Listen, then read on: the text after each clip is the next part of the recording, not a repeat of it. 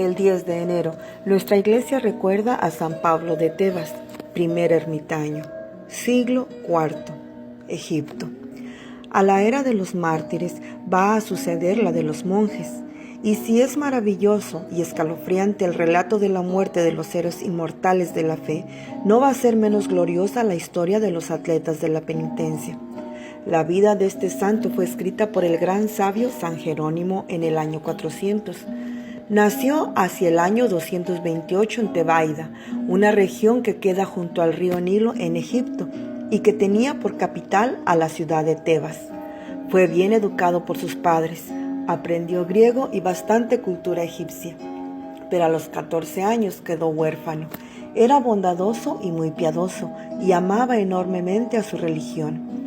En el año 250 estalló la persecución, lo que hizo llevar al desierto a este primer explorador. Decio acababa de lanzar sus decretos de destierro contra los adoradores de Cristo. Unos morían en los tormentos, otros se consumían en los calabozos, otros renegaban cobardemente de la fe. Pablo escuchaba los relatos que llegaban de Alejandría o de Roma, orgulloso de su nombre de cristiano, pero su carne se estremecía al pensar en aquellos tormentos. El terror o la prudencia le obligaban a esconderse con una hermana suya en una casa de campo situada no lejos del Nilo. Era entonces un muchacho de 16 años, rico, generoso, de suaves maneras y bien preparado en las letras egipcias y helénicas. De pronto averigua que los perseguidores se preocupan de él y que su acusador es el marido de su misma hermana. Apreciando su fe más que todas las riquezas, huye de nuevo, abandona todas sus posesiones y no se le volvió a ver en su casa. Su intención era, al principio, ocultarse mientras pasaba la tormenta, pero poco a poco los horrores del desierto le parecieron más amables que las delicadezas de la ciudad y la compañía de las fieras más grata que el trato con los hombres. Pasó casi un siglo, siempre la misma vida, rezar y meditar y rezar. Pero aquel solitario durante 20 lustros no habló más que con Dios, el más perfecto solitario que ha existido jamás. Despreciaba los bienes de la tierra para fijar sus ojos en el mundo del otro lado. Aunque hubiera tenido que vivir 100 siglos en aquella gruta, no se habría cansado de contemplarle. Pero un amanecer oyó ruido a la puerta de la cueva. Primero, el rodar de un cuerpo que se desplomaba junto a la puerta de la entrada. Rápidamente cerró la puerta. Después oyó una temblorosa y suplicante voz. «No soy digno de verte, pero no me cierres la caverna que está abierta a las bestias feroces. Te he buscado a través de todos los peligros y dispuesto estoy a aguardar la muerte llamando junto a tu palacio». Pablo no se había olvidado de hablar. «¿Cómo quieres que te reciba si dices que vienes para morir?». Tampoco se había olvidado de sonreír.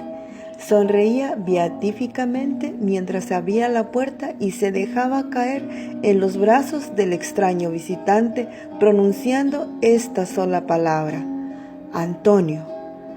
«Pablo», respondió el recién venido, y los dos viejos se dieron un largo abrazo. Eran dos viejos, efectivamente.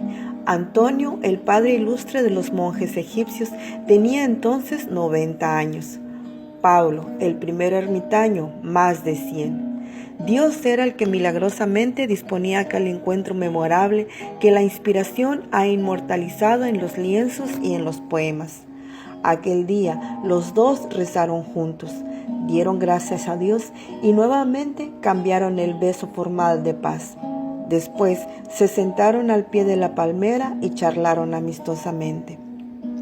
No hay nada más bello y más humano que este pudor que sienten al verse de nuevo ante los hombres el que casi un siglo antes, bello, joven, sonriente, había abandonado la compañía de los hombres.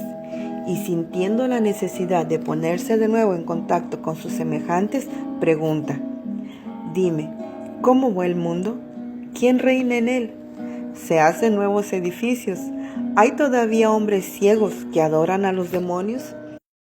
Rápidamente fue Antonio relatando a la anacoreta las cosas que habían pasado en la tierra desde hacía un siglo, los horrores de la última persecución, la conversión de Constantino, la derrota de la idolatría, la aparición del egipcio Arrio, la gloria de Nicea, la lucha contra los herejes, en la cual derrochaba prodigios de ciencia y de valor Atanasio, el patriarca de Alejandría.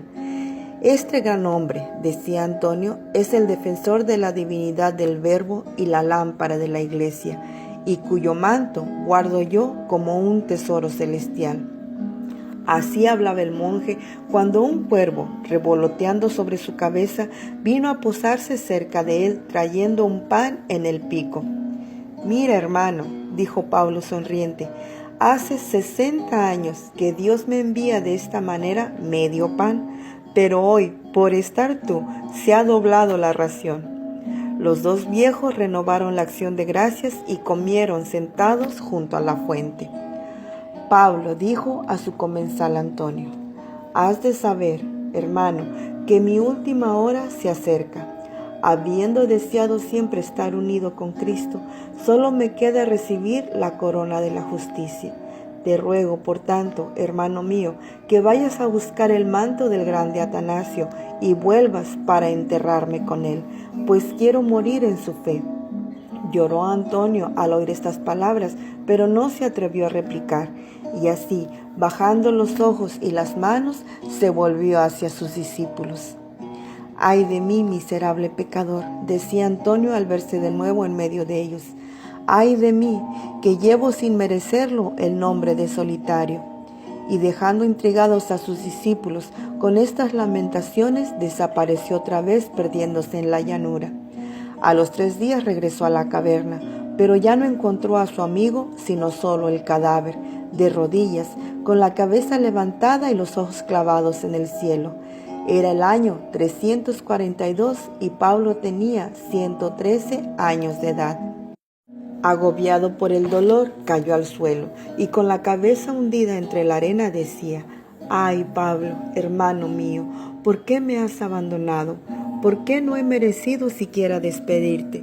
¿Por qué te pierdo tan pronto, habiéndote conocido tan tarde?». Después, repuesto del dolor, el buen viejo lavó el cuerpo de su amigo, le cubrió con el manto del patriarca y rezando himnos le sepultó al pie de la palmera. Solo le consolaba en su tristeza la túnica de hojas de palmera, recuerdo precioso de San Pablo que en adelante se pondrá él todos los años en los días solemnes de Pascua y Pentecostés.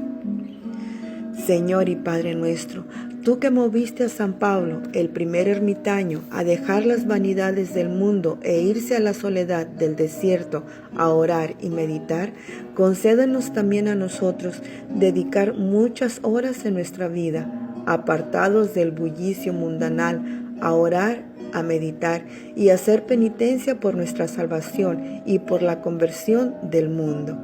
Por Jesucristo nuestro Señor. San Pablo de Tebas, ruega por nosotros. Amén.